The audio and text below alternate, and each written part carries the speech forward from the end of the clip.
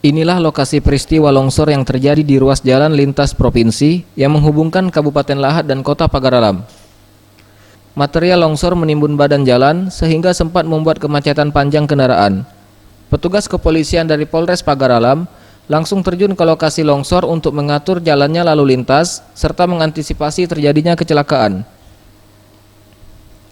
1 unit alat berat diterjunkan untuk melakukan evakuasi dan pembersihan jalan agar bisa dilewati kendaraan.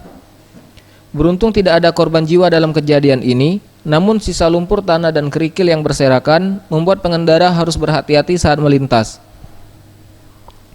Kasat Lantas Polres Pagar Alam, AKP Ida Kade menghimbau agar pengendara berhati-hati saat melalui jalur ini karena kondisi jalan yang licin.